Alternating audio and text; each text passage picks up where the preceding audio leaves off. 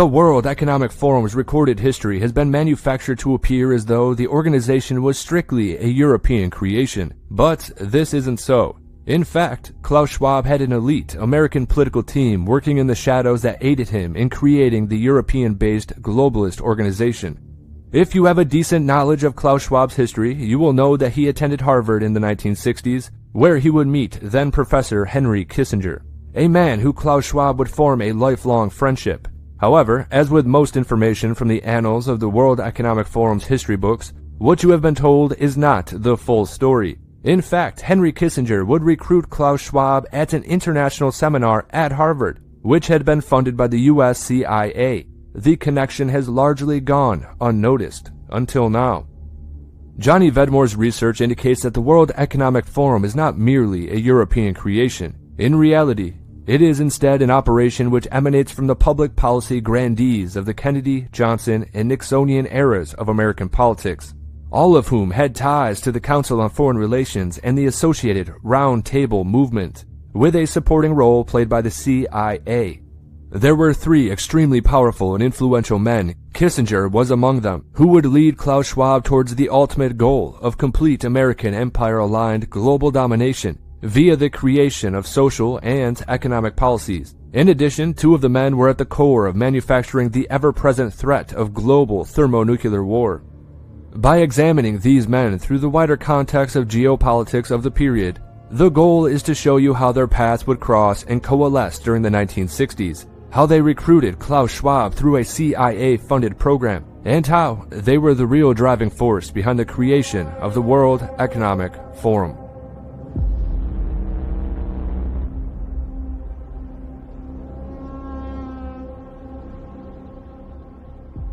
So there are three individuals, Herman Kahn, Henry Kissinger, and John Galbraith, who had become three of the most influential people in America with regards to thermonuclear deterrence, foreign policy creation, and public policy making. Most of the focus throughout these men's career had been on Europe and the Cold War. However, their varying roles in other important events of the period have all the potential to easily distract researchers from other more subversive and well-hidden events. These three powerful Americans were all linked with each other in various ways, but one interesting and notable thread in particular ties these men together during the period between 1966 and 1971, with the creation of the Kissinger-led 22-man panel of advisors to help, and I quote, shape European policy. But that's not all. They are also tied to the founding of the World Economic Forum. All three men were members of the Council on Foreign Relations, the American branch of the Anglo-American imperialist Round Table movement. Henry Kissinger already had deep ties to the CFR, having been recruited by them straight after graduation. Galbraith had reportedly resigned his membership of the Council on Foreign Relations in a highly public way in 1972, stating that the council was boring and telling a journalist most of the proceedings involve a level of banality so deep that the only question they raise is whether one should sit through them. Although there is no public date to when Galbraith became a member of the Council on Foreign Relations, he had written for their publication from as early as 1958, with the article Rival Economic Theories in India. These articles were printed in Foreign Affairs, the official Council on Foreign Relations journal or magazine. Herman Kahn could also be found publishing some of his essays through the council as well, writing the piece Our Alternatives in Europe in July 1966, and, of course, If Negotiations Fail in July 1968. Both of these were published as he was working as an official advisor to the State Department. Before the 1960s, these three extremely influential American intellectuals had each been deeply involved in trying to understand the problems of a post-war Europe, and they tried to map out the future of the war-stricken continent. Galbraith had traveled extensively throughout Europe, including his studies into German policies during the Third Reich and after the collapse of Hitler's Germany. Galbraith would go on to study the Soviet systems in much of the same way. Galbraith's influence over the future President John F. Kennedy from a very early age cannot be understated, and Galbraith was powerful enough to see JFK begin withdrawing troops from Vietnam on his recommendation. When Kennedy was assassinated in Dallas, Galbraith would be the man to draft the incoming president's initial address to the nation. But Galbraith was soon to be pushed off to the sideline. So, during the turmoil of the 1960s, Galbraith would be close with Henry Kissinger, both men being Harvard professors, members of the Council on Foreign Relations, and both men seemingly had the same goal of making Europe stable enough so that the continent was well defended against any potential Soviet aggression. To Galbraith and Kissinger, and also to the wider American political establishment, Europe was the main threat to not only global stability, but also to the prevailing American hegemony in general. The relative stability in Europe during the post-war period was perceived as being due to the thermonuclear standoff. And from very early on, Kissinger identified this dynamic and began to manipulate the situation for the benefit of American supremacy, which is interesting because they're all working towards the downfall of America today. Henry Kissinger was not alone in trying to understand the complex dynamics at play in relation to thermonuclear deterrence and how it affected policy making. Herman Kahn was the leading figure on thermonuclear strategic planning during the same period, and Henry Kissinger's work concerning the same subject matter from the mid-1950s onwards would see him cross paths with Herman Kahn on many, many occasions. So Herman Kahn offered Henry Kissinger something which all politicians and policymakers crave: the ability to predict future events with relative accuracy. Herman Kahn was a veritable prophet concerning the technological advancements of the not-so-distant future, and his work, although often stoic and bereft of human emotion, has stood up very well to the test of time. Kahn and Kissinger's goals would overlap during the mid and late 1960s, and as the threat assessments Kahn made during this period became more optimistic, Henry Kissinger would see Kahn's work as being fundamental in offering a new future to the people of the world. However, Henry Kissinger's vision of the future was not a free and fair society advancing into a quote-unquote brave new world, but rather Kissinger intended to create an image of the world which had been skewed by his own Council on Foreign Relations driven establishment perspective. Although he would attempt to rebrand himself as a true statesman, Kissinger would continue to subvert not only foreign democratic processes, but also to undermine the American system for the eventual benefit of a globalist agenda. The problem of the Bush presidency will be the emergence of a new international order. Within the next 4 years, we will see the emergence of a new international order. The beginning of a new international order. When Klaus Schwab was first recognized by Kissinger as a potential future globalist leader, the relatively young German would be introduced to Galbraith and Kahn. This would coincide with Herman Kahn's work identifying the need to specifically train individuals with leadership potential separately from those who attend the prevailing standard educational models. Well, that sounds a lot like Klaus Schwab's Young Global Leaders program, doesn't it? Even Vladimir Putin and so on, they all have been young global leaders of the World Economic Forum. But what we are very proud of now is the young generation, like Prime Minister Trudeau, President of Argentina and so on, that we penetrate the cabinet. So yesterday I was at a reception for Prime Trudeau, and I know that half of this cabinet, or even more half of this cabinet, are for our actually young global leaders of the world. So, in the year Klaus Schwab left Harvard, he was approached by Peter Schmid-Heine, who had just sold Escher Weiss to the Sulzer Group. Escher Weiss was a Ravensburg factory during World War II, and had been managed by Schwab's father, Eugene Schwab. Now, if you haven't watched my video about this subject, I suggest you do. It's pretty interesting. Anyway, he had been involved in making heavy water turbines for the secretive Nazi atomic bomb effort. Klaus Schwab speaks in one interview about the moment Schmid-Heine called him up, saying, and I quote, "You come from Harvard now and know modern management methods. Come to help make the integration a success." However, what Klaus Schwab did not mention is that he would help Sulzer and Escher Weiss to merge, resulting in a new company called Sulzer AG. That company, where Schwab would serve as director, well, they would go on to break international law by aiding the South African apartheid regime in its illegal thermonuclear bomb program. Again, that is something that's covered in the deep dive into Klaus Schwab. Anyway, Klaus Schwab had only just left the sphere of influence of some of the most significant experts in thermonuclear war, and within the same year as leaving Harvard, he would head up a merger of a company dealing in the propagation of thermonuclear bomb technology to despotic regimes.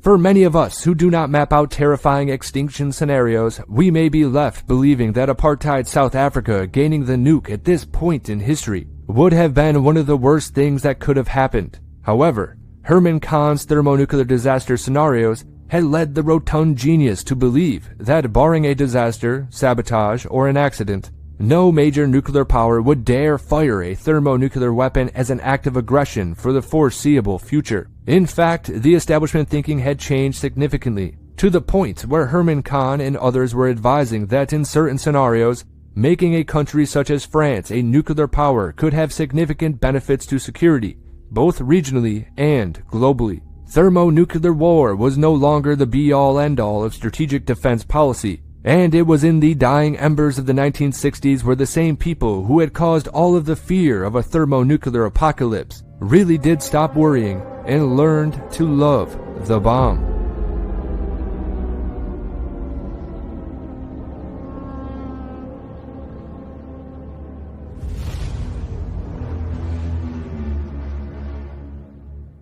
So is Klaus Schwab the real brains behind the formation of the World Economic Forum? What are we to make of the CIA's involvement in the seminar Kissinger used to recruit Klaus Schwab? Were the powers that lurk behind organizations like the Council on Foreign Relations the real founders of the globalist policy-making organization? Was the World Economic Forum meant to simply unite Europe? Or was it actually meant to go on to unite Europe with America, followed by the remaining super-states, into a new world order designed by powerful Council on Foreign Relations grandees like Kissinger, Kahn, and Galbraith? There's a need for a new world order, but it has different characteristics in different parts of the world. But today, with Asia already outproducing Europe, India and China are clearly becoming part of our new order. We are now facing a common challenge. And the challenge is how to build a world order for the first time in history on a global basis. These three powerful men each saw in Schwab a reflection of their own intellectual desires. Klaus had been born into the latter half of the same decade in which the technocratic movement had begun, and he would come from the first generation to have their formative years in a post-war world. Herman Kahn's predictions for the future had not only been an exercise in human wonder, it had also been a project to make these predictions a reality as quickly as possible and regardless of consequences. In 1964, Klaus Schwab would be trying to decide what he was going to do with his career. He was 26 years old and looking for direction, and he would find that direction from a familiar source, his father, Eugene Schwab. Now, Eugene had been on the wrong side of history during World War II and had been involved in the Nazi atomic bomb effort. Eugene Schwab would tell his son that it would only be at Harvard where you would truly be able to flourish. In a divided post-war Germany, the intense fear which came from the ever-impending and well-dramatized threat of thermonuclear war had become an everyday part of people's psyche. Harvard was well known at the time for playing a central role in Cold War policy making. They were trying to target European affairs, and Klaus Schwab would put himself right in amongst the main movers and shakers on the thermonuclear disaster scene. While he was at Harvard, Klaus Schwab would attend Kissinger's International Seminar, which was funded by the CIA via a known conduit. Through this process, Klaus Schwab would be introduced to a group of men who were actively trying to influence European public policy, and by any and all methods, including using the fear of impending nuclear doom. They would recognize his potential straight away, so much so that they would be there for Schwab all through the founding of the World Economic Forum, with Kahn, Kissinger, and Galbraith bringing perceived credibility to the project. It was not easy for Schwab alone to explain to European elites what he intended to do, so he would bring Kahn and Galbraith to Europe to persuade other important players to become part of the project. Galbraith would be the first keynote speaker at the forum, with Herman Kahn's presence also drawing significant interest. However, the Second World Economic Forum would stall without the presence of the bigger names, and Klaus Schwab knew he would need something to draw in the crowds for the third installment of his forum's annual meeting. So, in 1972, the Club of Rome's founder, Aurelio Pesci, had published his controversial book, The Limits to Growth, a book that had been commissioned by the Club of Rome and which took a Malthusian approach to overpopulation. The book would call into question the sustainability of global economic growth, and Pesce would be invited by Schwab to make the keynote speech at the 1973 World Economic Forum. This risque public relations strategy paid dividends for Schwab and his organization. From that point on, the forum would grow in size, scale, and power. But it all began with a CIA-funded course run by Henry Kissinger at Harvard. Now, Klaus Schwab has become more than just a technocrat. He has been very vocal on his intention to fuse his physical and biological identities with future technology. It's at the end what the fourth industrial revolution will lead to is a fusion of our physical, our digital, and our biological identities.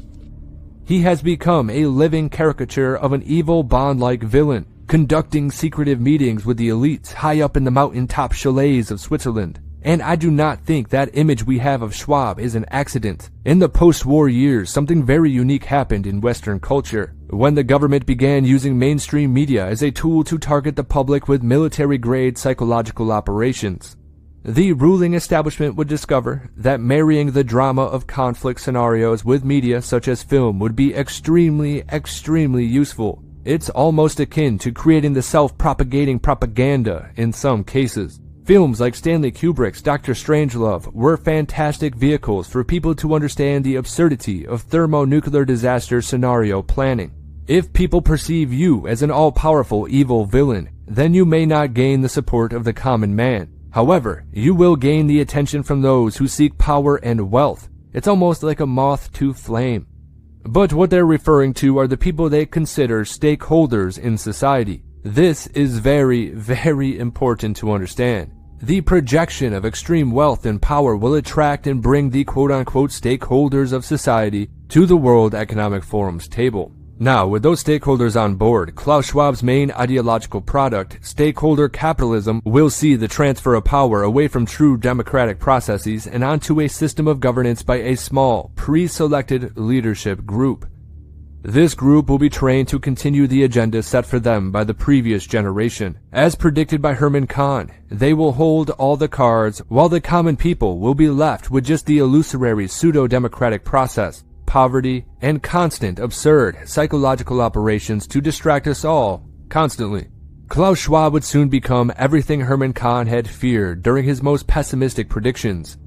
When the Club of Rome produced the Limits to Growth report, it was Herman Kahn who would refute its findings and rally against its pessimism, while at the same time, Klaus Schwab would make it central to his machinations and have the founder be the keynote speaker at his forum in Davos. Okay, so our current geopolitical situation is seemingly regressing back towards the East versus West dynamic of the Cold War era. Again, with recent events in Ukraine, the mainstream media is regurgitating nuclear talking points which are completely parallel to those of 60 or 70 years ago. Now I believe that there is a very obvious reason to our return to Cold War rhetoric. It's a very obvious sign that Klaus Schwab and his backers are out of ideas. They appear to be returning to a geopolitical paradigm in which they feel safer and, more importantly, which will cause mass fear of thermonuclear war. This rinse and repeat cycle will always happen once an ideological movement is running out of original ideas. Since the late 1960s, Klaus Schwab has been trying to create the world in which Herman Kahn predicted. However, Herman Kahn's vision for the future, even though it was pretty accurate, is over a half a century old. Klaus Schwab's technocratic movement depends on the successful development of innovative technologies which will advance us towards a vision largely manufactured back in 1967. Just by studying a more refined list of Kahn's predictions, you can see that every idea that Klaus Schwab promotes is almost entirely based on Kahn's vision of the year 2000, and that document's vision of what our future may look like are predictions dating back to the late 1960s. However, what Klaus Schwab appears to ignore while forcing his futuristic agenda on us all is that many of Kahn's predictions were also combined with warnings of the dangers which will be created from future tech advancement. So as Klaus Schwab reaches the end of his life, he appears to be desperate to push forward a radical futurist agenda with the obvious potential for global disaster. Now, Johnny Vedmore believes that the World Economic Forum is reaching its maximum level of expansion before its inevitable collapse. Because eventually, those people who love their own national identities will stand up against the immediate threat to their specific culture, and they will fight back against the globalist rule. And I, for one, surely hope he is right about that. So the basic idea is that you cannot make everyone a globalist, no matter how much brainwashing is applied. There is a natural contradiction between national freedom and globalist rule, which make the two completely incompatible. So as a very pertinent final thought, Herman Kahn would write something extremely significant during the same year in which Klaus Schwab would leave Harvard. In the aforementioned Hudson Institute document of 1967, entitled The Ancillary Pilot Study for the Educational Policy Research Program, Final Report, Herman Kahn writes, and I quote, "It has become increasingly clear that our technological and even our economic achievements are mixed blessings. Through progress, issues arise, such as the accumulation, augmentation, and proliferation of weapons of mass destruction, the loss of privacy and solitude, the increase of governmental and/or private power over individuals, the loss of human scale and perspective, and the dehumanization of social life or even the psychobiological self, the growth of dangerously vulnerable, deceptive, or degradable centralizations of administrative or tech systems, the creation of other new capabilities so inherently dangerous as to seriously risk disastrous abuse, and the acceleration of changes that are too rapid or cataclysmic to permit successful adjustment. Perhaps most crucial, choices are posed that are too large, complex, important, uncertain, or comprehensive to be safely left to fallible humans." And this is exactly what we've all been warning about.